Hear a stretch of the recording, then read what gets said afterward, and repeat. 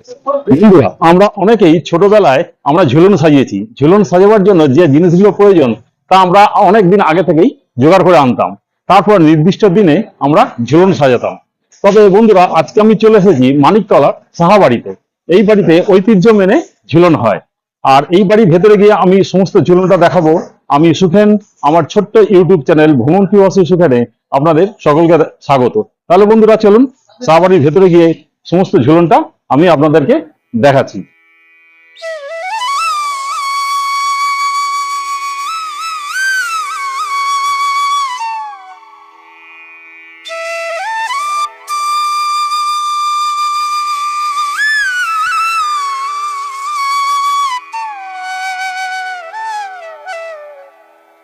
সাহা ঝুলন বাড়ি কিন্তু কলকাতা হেরিটেজের তকমা পেয়েছে। এই দেখুন, তার বোর্ড কিন্তু লাগানো রয়েছে। এই বাড়িটি হলো চার মহলা বাড়ি। বাড়ির মাঝখানে উঠোন আর চারদিকে হচ্ছে বাড়ি। আর বাড়ির আরেক দিকে হচ্ছে রাধাকৃষ্ণের মন্দির। বন্ধুরা, আপনাদেরকে প্রথমে আমি মন্দিরটি দেখাবো আর তারপর দেখাবো ঝুলনটা। আর বাড়ির উঠানের ঠিক মাঝখানে আছে একটি ফোয়ারা। এই ফোয়ারাটা আমি আপনাদেরকে একটু পরে দেখাচ্ছি। এটা হচ্ছে মূল গেট। এই মূল গেট দিয়ে আপনারা ঢুকে সোজাসুজি যদি চলে আসেন, আপনারা কিন্তু দেখতে পাবেন রাধাকৃষ্ণের এই মন্দিরটি। আর এই মন্দিরের দুই দিকেই কিন্তু সাজানো হয়েছে ঝুলন। নানা রকম পুতুল দিয়ে সাজানো হয়েছে এই ঝুলন উৎসব। আপনারা যখন সিঁড়ি দিয়ে এই মন্দিরে উঠবেন, তখন সিঁড়ির আগেই দুদিকে দুটো আপনারা হাতি দেখতে পাবেন।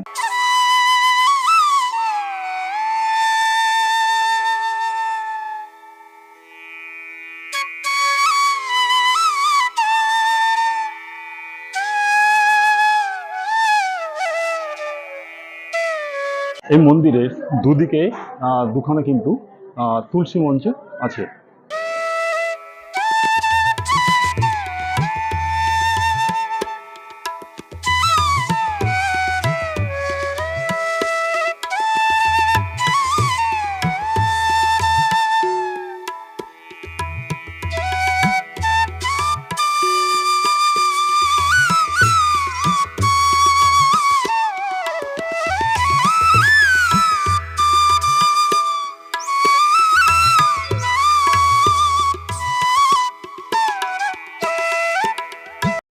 মূল মন্দিরে ঢোকার দুপাশে রয়েছে দুটো সাদা হাতি।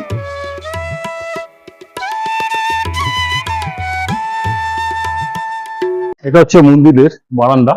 এই বারান্দায় কিন্তু উপরে রয়েছে পরিবর্গা। আর নিচে দেখুন সাদা কালো মার্বেল দিয়ে পুরো মেঝেটা বাঁধানো।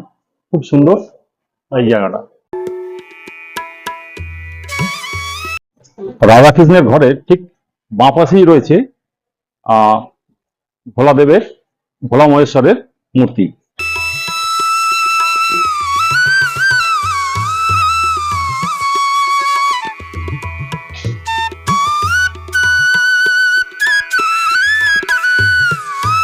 রাধাকৃষ্ণের ঘরের ঠিক ডান পাশে রয়েছে আরো একটি ঘর, এবং এই ঘরে অধিষ্ঠান করছেন দেবাদিদেব মহাদেব।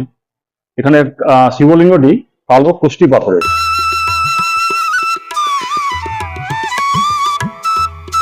আপনার নাম? শ্রী দিলীপ চক্রবর্তী। আচ্ছা, আপনি এই ঝুলন যাত্রার সঙ্গে কিভাবে যুক্ত? আমি এখানকার পুরোহিত। আচ্ছা আচ্ছা, এই ঝুলন যাত্রা কতদিনের পুরনো?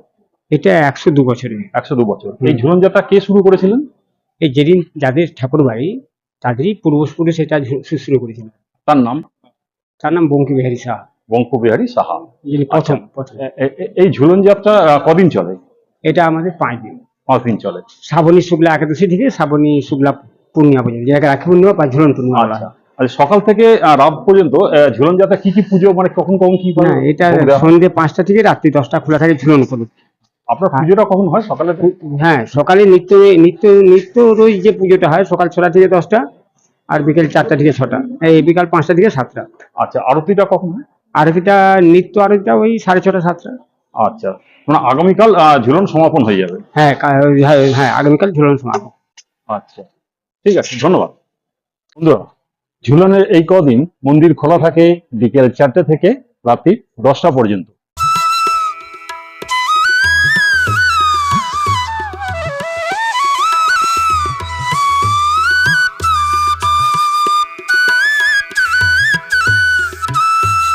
বন্ধুরা, বাড়ির গেট দিয়ে যখনই ঢুকবেন, ঢুকেই ডান দিক থেকে দেখবেন যে এইভাবে মূর্তি পর পর সব সাজানো আছে। চলুন আমি আপনাদেরকে এক এক করে সমস্ত মূর্তিগুলি দেখাচ্ছি।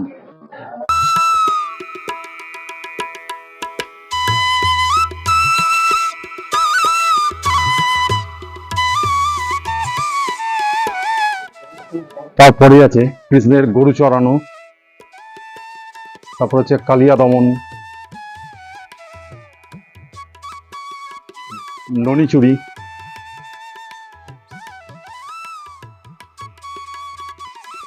পুতানা রাক্ষসী বধ, মা যশোদা ও গোপালকে শাসন করছেন, বাসুদেবের নন্দালয়ে গমন। বাসুদেব যখন শ্রীকৃষ্ণকে কোলে নিয়ে যমুনা পার হচ্ছিলেন,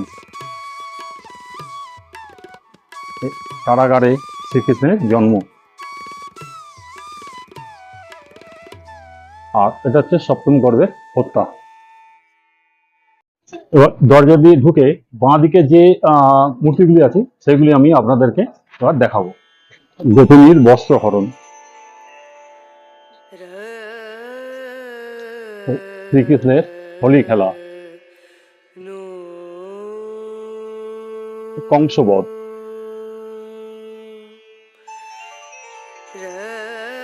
শ্রী রাধা মানভঞ্জন,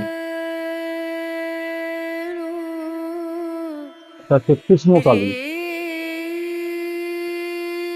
জরাসন্ধ বধ, ঐরাবত বধ, বলিরাজ, এই হচ্ছে পাশা খেলা, মহাভারতের পাশা খেলা। আর দ্রৌপদীর বস্ত্রহরণ, রথের সারথি। আর এই হচ্ছে অভিমন্যু বধ।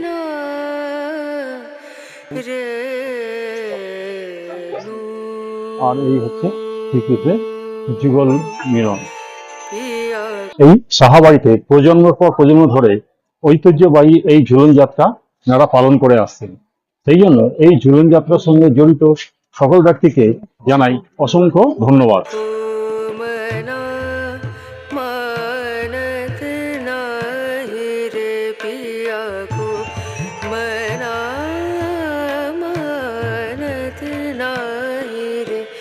বর্তমান প্রজন্মকে আমি অনুরোধ করব, আপনারা একবার হলেও এই ঝুলন বাড়িতে এসে এই ঝুলন যাত্রা দেখে যান, তাহলে বুঝতে পারবেন আমাদের বাঙালিদের কি ঐতিহ্যময় ঝুলন যাত্রা পালন করা হয়।